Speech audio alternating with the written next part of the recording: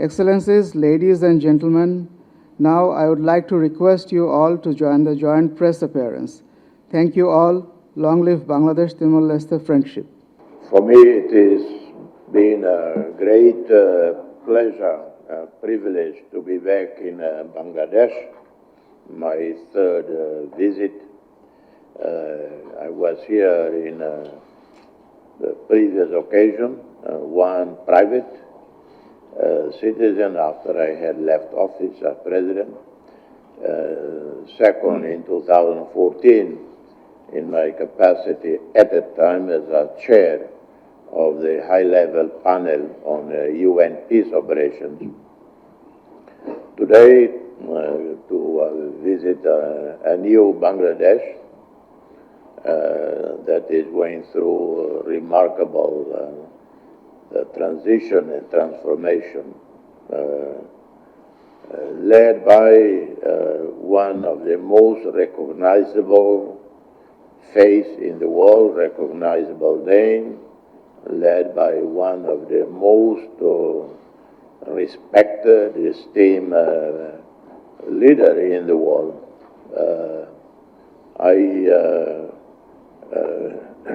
The other day, a few weeks ago, when I was reading again about my friend and mentor, Muhammad Yunus, I noticed he has more than 100 honorary degrees, doctors, honoris causa.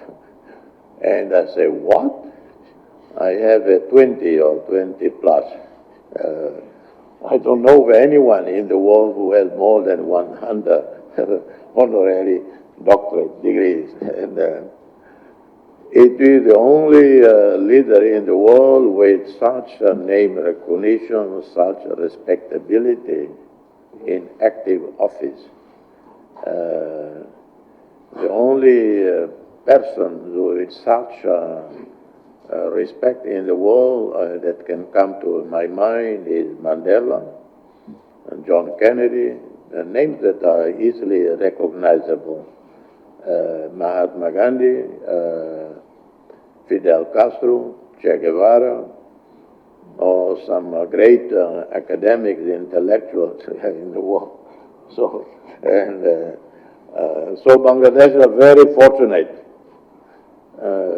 very lucky to have such an unassuming, humble person leading this. And he probably doesn't like the word leading, but maybe working with you, with the young people, young generation, with the students, to transform the country. We have a similar history of past suffering,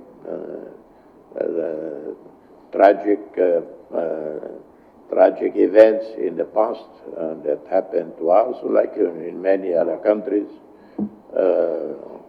And nature has not been very generous to the Bangladeshis. In some ways, maybe it has been generous, but other ways not very generous. But that molded the Bangladeshi people to be resilient, to be creative, hardworking, and successful. Sometimes history naturally imposed on us some lessons that we know to survive. To thrive, you have to be study, work hard, and that's how we observe Bangladeshis in my country and around the world. So this country has tremendous future under my friend, mentor, because every time I email Professor Yunus, I always say, dear brother, dear friend, dear mentor. And maybe I'm not too young to be mentored by him. He probably say, we are almost same age, why is calling me mentor?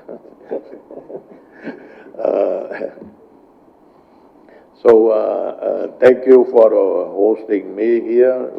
I'm very, very honored, and we have just witnessed the signing of some agreements, some MOUs, but we will do more in the months and years to come to expand economic trade relations. And I think we can import more, Timor-Leste import more from Bangladesh. And we invite Bangladeshi companies to come and look for Timor-Leste because by next year we will join ASEAN and will be part of a region of 700 million people with a joint GDP of over 4 trillion. And we also, next year, we might be experiencing high economic growth with the potential agreement and development of a major gas field called Greater Sunrise. Hopefully an agreement will be signed in the next few weeks and that finally see this project taking place. It has been stuck for 20 years, but finally all sides seem to converge on an agreement. I'm not involved in the negotiations, in the arrangements, but I hear from the media in the region that an agreement is possible very soon. And this will enable the government to invest more in infrastructure, in education, in health, in environment protection, and so on. So in that regard, we would hope to have my mentor, friend, Professor Yunus, and Bangladesh as a partner with Timor-Leste. Thank you. Thank you, Your Excellency. The whole nation today is celebrating your presence here because you chose the date which is very dear to our heart, 16th of December, our Victory Day. You're not only visiting us as the first head of the state since we took over the responsibility of the government, you also chose a date which is so unique in our history to show your support to us, Bangladesh, and also look forward to build a future together.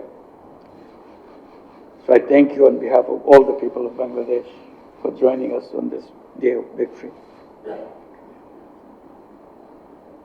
I tried to explain to you how the circumstances led to the collapse of the previous government, that the leader of the previous government had to flee from the country. And there was a vacuum in the country. And finally it was resolved by creating a new government headed by me. So we have to honor the expectations of the sacrifices made by the young generation and their supporters from the people by giving their lives and getting wounded in thousands. The aim is to create, as you mentioned, new Bangladesh, departing from the terrible things that we have done to ourselves in the past. So that's our mission that we want to continue with.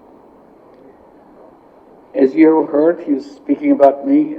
You realize that one has to be a really good friend to say all those nice words.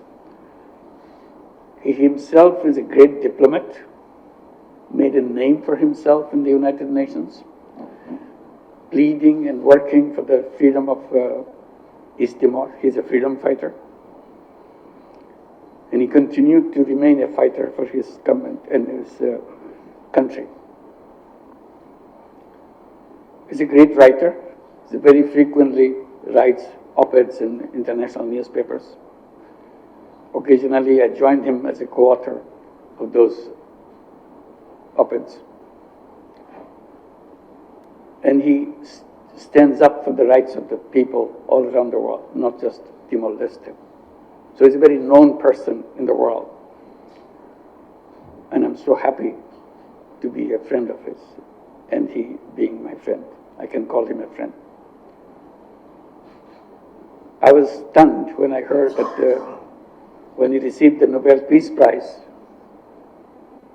he put all his money in microcredit. So that was a very pleasant surprise for me that still our relationship was not that close at that time. When I heard that, it really amazed me. That shows something that he really loved to do, giving all his money, the prize money, into microcredit. And since he became a foreign minister in the beginning, he was promoting microcredit and invited me and my colleagues to come to East Timor to promote that. Even before I arrived, Helen Todd, a close friend of ours from Malaysia, she was invited to start a microcredit program in East Timor.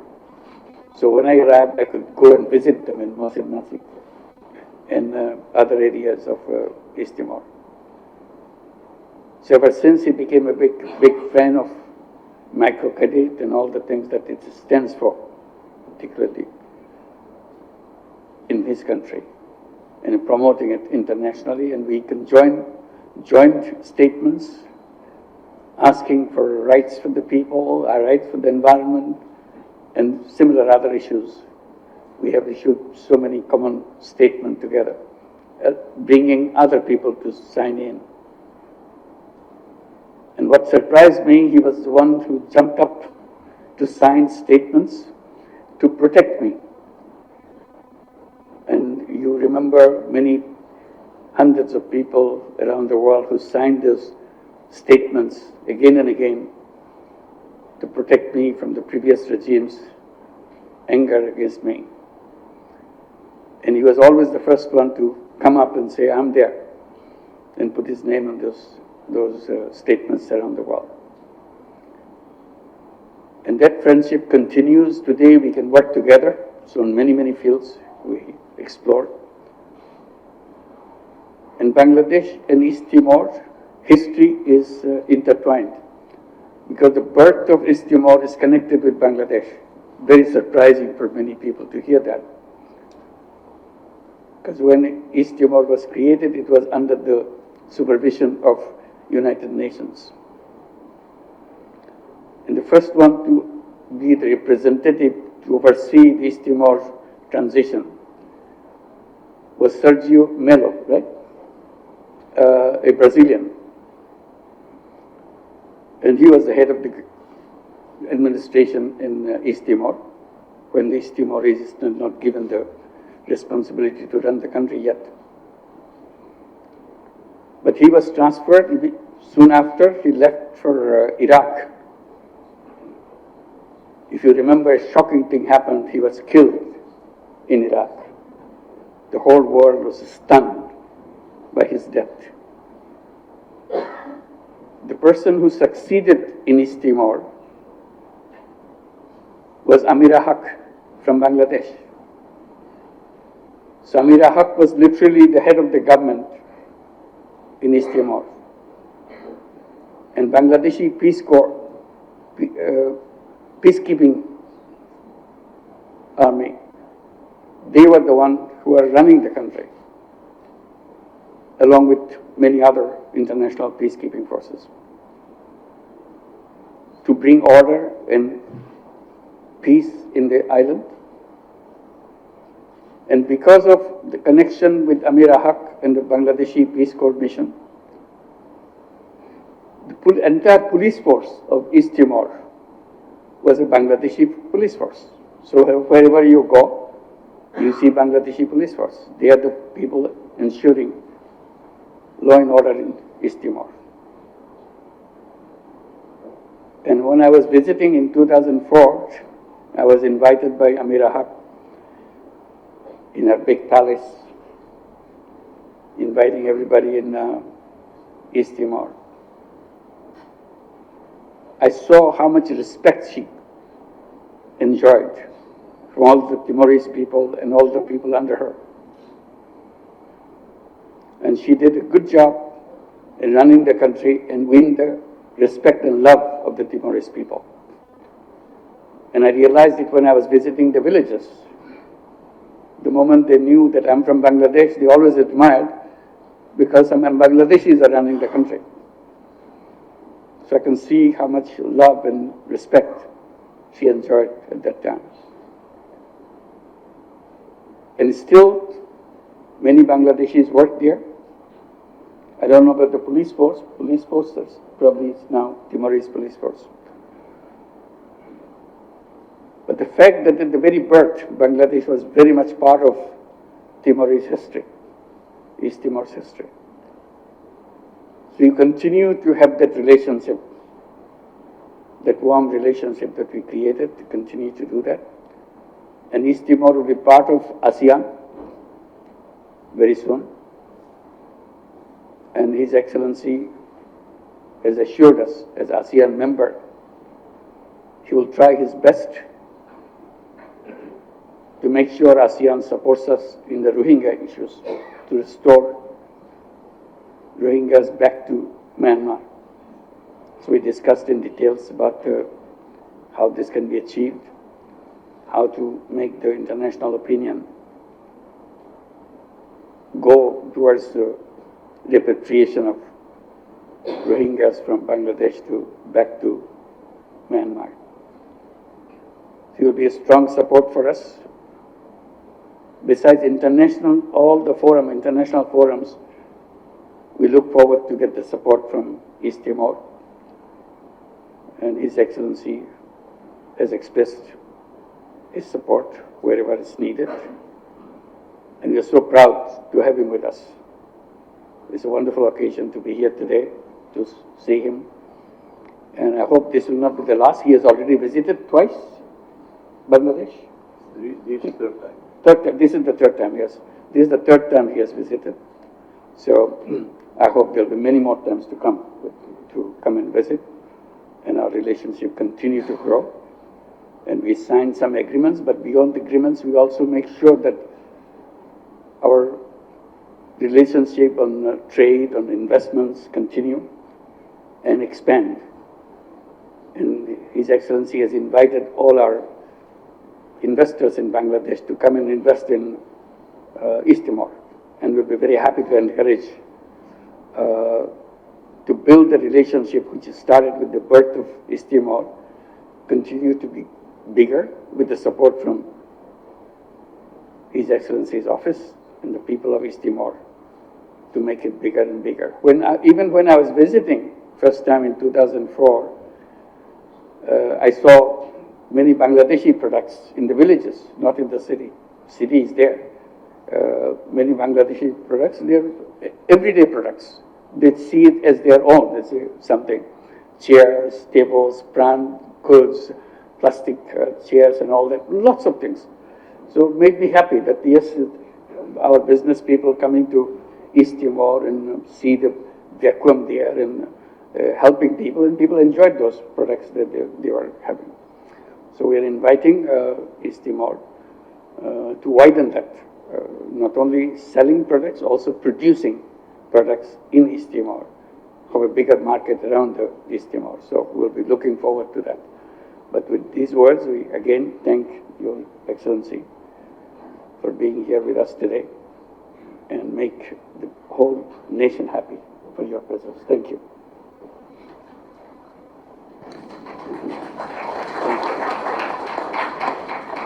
Honorable President of the Democratic Republic of Timor-Leste, His Excellency Dr. Jose Ramos Horta, Honorable Chief Advisor, Government of the People's Republic of Bangladesh, His Excellency Professor Muhammad Yunus.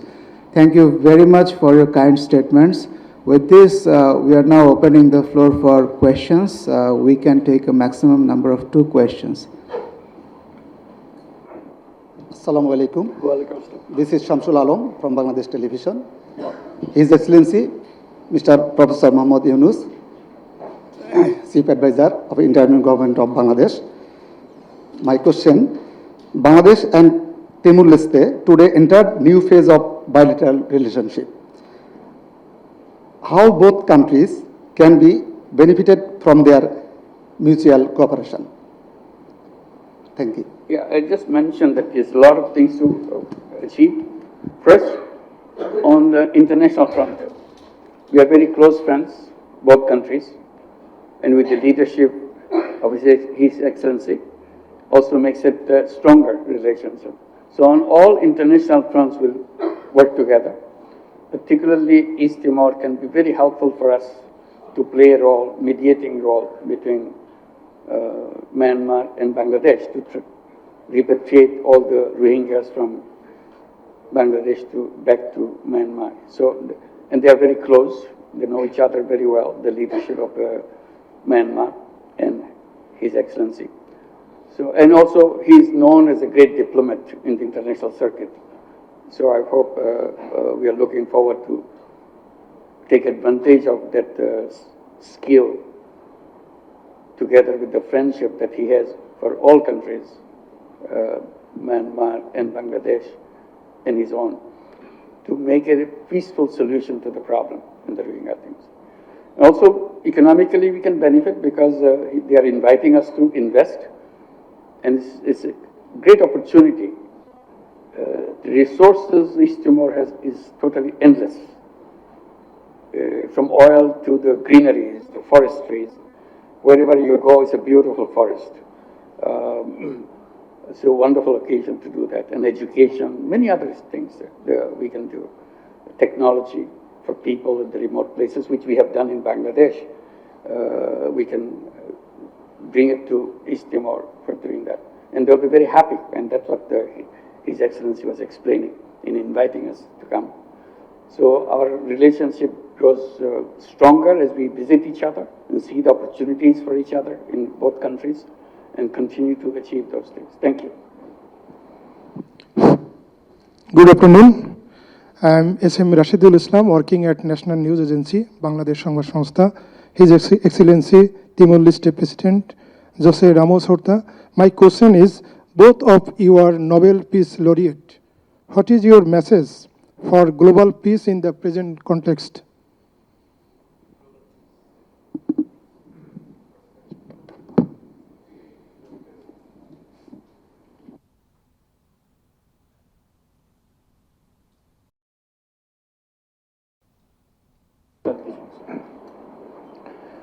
Well, one just need to read the news of the last few 2 years, few months, few weeks, few days, few hours, to be so disillusioned, pessimistic about the way forward. Frankly, global leaders, particularly those sitting as permanent members of the UN Security Council, they have this privilege, the power, one, to prevent conflicts from happening.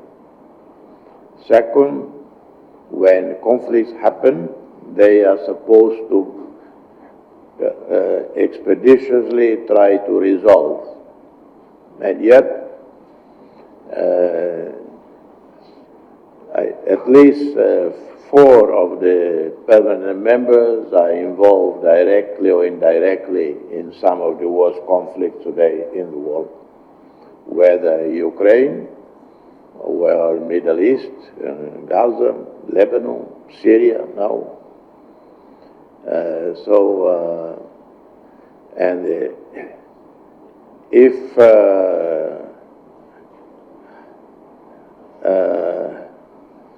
dialogue